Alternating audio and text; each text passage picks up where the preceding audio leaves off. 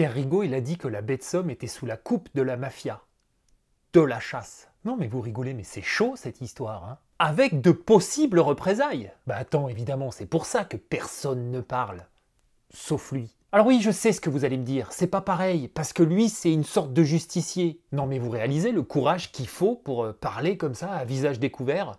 Quand on sait le nombre d'activistes anti-chasse qui ont été victimes de chasseurs dans le passé? Comment ça, aucun? Ouais, comment tu le sais? Alors Pierre, n'écoutant que son courage, malgré les représailles, eh bien il se met à dénoncer les guides touristiques en baie de Somme parce qu'ils sont chasseurs. Ben oui, il comprend pas. Oui, je sais, c'est pas la première fois qu'il comprend pas des trucs, mais là on parle pas des autres trucs. Voilà, on va parler de ça aujourd'hui. Alors oui, je comprends votre position, hein. Moi aussi j'aimerais bien parler d'autre chose que de Pierre Rigaud. Figurez-vous que me fader ces conneries, ça me réjouit moyen. Mais je rappelle quand même, à toutes fins utiles, hein, que l'ADN de cette chaîne, c'est de réagir face aux attaques des anti-chasses. Vous aviez remarqué ça, non? Alors voilà, moi je lâcherai pas. Aucune connerie que raconte Rigaud ne sera jamais gratuite. Oui, il va se fatiguer avant moi, je vous le garantis. Mais avant tout ça, on va remercier Naturabail qui soutient cette vidéo. Merci Naturabail. Comment ça, vous connaissez pas Naturabail? Vous êtes bizarre, vous, non? Naturabail, au départ, c'était une bande de chasseurs français passionnés qui voulaient créer une sorte de Le Bon Coin de la chasse. Et puis ça a marché. Et puis ça a grossi, comme Tata Rachel. Si t'as grossi, Tata.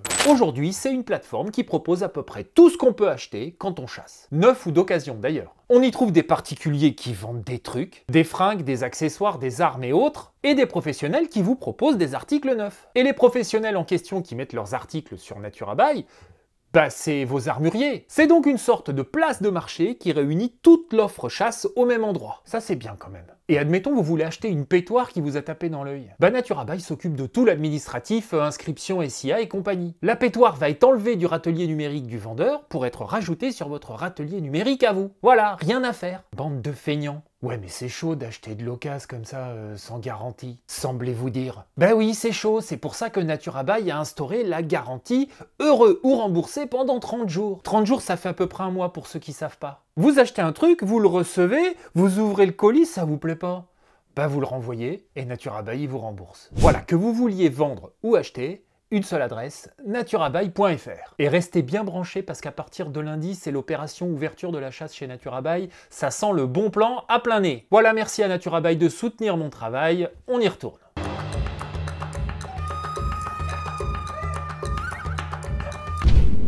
Si tu veux soutenir qui chasse sur Terre, abonne-toi à sa chaîne.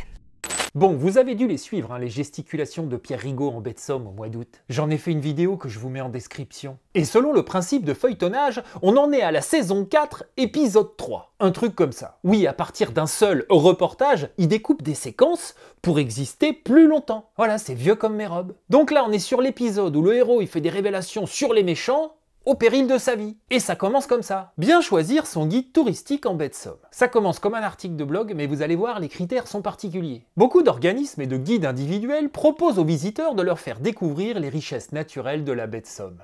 L'offre commerciale est assez importante et nulle part n'est mentionnée la chasse. Quelle étrangeté! Pourtant, beaucoup de guides sont chasseurs ou sont employés par un organisme dirigé par un chasseur, mais aucun ou presque ne le mentionne publiquement. Saperlipopette! Je m'en vais de ce pas me mettre en quête de la vérité. Malheureusement, les offices du tourisme que j'ai contactés ne sont pas en mesure de proposer des noms de guides non chasseurs. Les guides font ce qu'ils veulent sur leur temps libre. On ne prend pas parti, m'a-t-on expliqué. Oui, une réaction que je qualifierais personnellement de normale. Bien sûr, un guide a tout à fait le droit de vanter la beauté des oiseaux face à un groupe de touristes un jour et de tirer sur les oiseaux le lendemain. Ou le même jour même, on sait pas. Mais pour affaiblir le pouvoir du lobby de la chasse en baie de Somme, ou simplement par souci de cohérence en tant que touriste responsable, il est important de privilégier des guides non chasseurs. Ouais, c'est important. Bah les gars, c'est pour le lobby, c'est pour l'affaiblir. Bah oui, mais le travail de Pierre Rigaud, c'est d'affaiblir les lobbies. C'est ça, c'est... Mais attention, parce que c'est pas une activité facile. Hein. Parce que figurez-vous, il existe bien quelques guides non chasseurs et travaillant pas pour un organisme pro-chasse, mais aucun de ceux que je connais ne souhaite que je le mentionne. Par crainte des représailles. Ah ouais, les représailles. C'est bien ça, les représailles. Je ne peux donc pas vous proposer une liste positive de guides non chasseurs à cause de l'ambiance mafieuse qui semble régner dans cette région. C'est dommage parce que tous les touristes qui vont en baie de Somme, là, ils étaient catastrophés, ils attendaient la liste. À cause de la mafia, des représailles. Et le héros, seul contre tous. Bon, vous voyez à peu près le récit qu'on vous sert. Les guides touristiques aux surprises, sont parfois aussi chasseurs. Mais quelle épiphanie! Comment imaginer un seul instant qu'un homme qui connaît la baie de Somme comme sa poche, ainsi que les oiseaux qu'il y a dedans, pourrait devenir guide touristique? C'est fou ou quoi? En revanche, ils savent que c'est pas bien. Attends, pour ça, ils se cachent. Heureusement que Pierre est là pour dévoiler la supercherie. Sans déconner, j'ai du mal à être dans autre chose que le sarcasme. Hein. Oui, je demande pardon à ceux qui apprécient pas trop le sarcasme, mais que vous voulez que je fasse quoi? Je vais pas rester sérieux face à des conneries pareilles, on est d'accord? Si, vous pensez que je devrais être sérieux, que je devrais commenter ça comme ça, avec le menton un peu levé comme ça. Et ils postent aussi des stories. Ils sont en panique. Les entreprises de randonnée en baie de Somme dirigées par des chasseurs ou qui hésitent entre assumer ou se cacher depuis ce matin. Soyons morts de rire. Je continue mon petit recensement des guides chasseurs qui n'assument pas de buter en douce les oiseaux qu'ils montrent aux touristes. En douce, on vous dit. Mais ça suffit pas, hein. On va carrément faire de la délation nominative. Voilà, c'est bien ça. Ah bah c'est une vieille tradition française, on va pas juger. Ils ont changé le nom de la page Facebook et supprimé les avis. Il reste les avis sur Google. Voilà, il invite ses abonnés à aller pourrir les commentaires Google d'un guide professionnel parce qu'il est chasseur. Ah bah oui, parce que c'est pas un appel à y aller si vous avez eu affaire à un chasseur. Non, non, non, c'est pour que tout le monde arrive en meute et écrive de la merde sous le truc pour que les gens ils aillent plus le voir. Et faire perdre ainsi des revenus à une famille entière, c'est bien, non? Quelle vertu ce Pierre. Ça ressemble de moins en moins à du militantisme, on est d'accord. Ça ressemble plus à une sorte de lynchage médiatique. Non, parce que dénoncer les chasseurs, c'est une chose, mais dénoncer ce chasseur-là, c'est pas pareil, ça porte un nom en droit, je crois. Voilà l'ambiance générale, hein. Et je vous rappelle qu'à chaque fois, il se présente bien en évidence devant les chasseurs, comme s'ils venaient documenter la chasse. Hein. Je vous explique pas, évidemment, les mecs, après avoir vécu des épisodes pareils, comment ils le reçoivent. Bon, bah faut les comprendre, les gars. Mais au-delà de ces agitations débiles hein, qui caractérisent si bien l'activiste, revenons un peu au fond des choses. Pour Pierre Rigaud ou n'importe quel anti-chasse matrixé, un chasseur ne peut pas être aussi un amoureux de la nature. Ben non, il tue des oiseaux, t'es con, hein. Je pense que carrément, il pense que pour qu'on tue les oiseaux, il faut qu'on les haïsse avant. Putain, ce colbourg là. Viens, viens.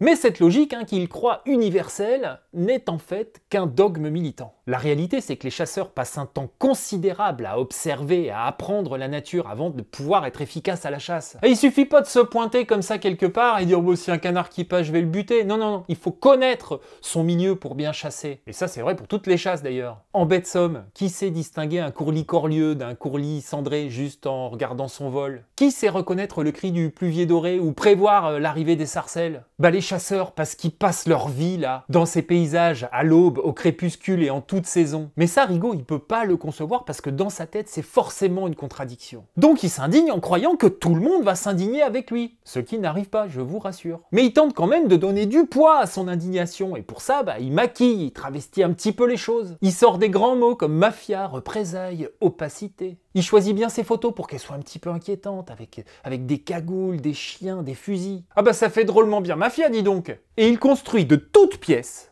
un récit où le touriste doit se méfier du chasseur. Mais en réalité, chers abonnés, ou gens qui passaient comme ça, bienvenue d'ailleurs, il est où le scandale? Elle est où la mafia? Des passionnés de nature, certains chasseurs, d'autres pas, et qui proposent de faire découvrir la baie de Somme? C'est ça le scandale? Ou c'est un activiste antispéciste qui harcèle les gens qui exercent une activité légale? Et qui pratique à côté une chasse parfaitement légale? Parce que moi, vous voyez, moi je trouve que c'est plutôt ça qui est dégueulasse. Et c'est typiquement les méthodes de ces trolls. Créer de la suspicion, désigner des coupables, pousser à l'isolement social, jusqu'à mettre en danger des entreprises locales. Non mais on parle de famille là. En droit français, on appelle ça du harcèlement numérique et c'est puni d'une amende de 15 000 € et d'1 an de prison. J'invite les guides qui ont été directement ciblés par Pierre Rigaud à déposer plainte. Bon.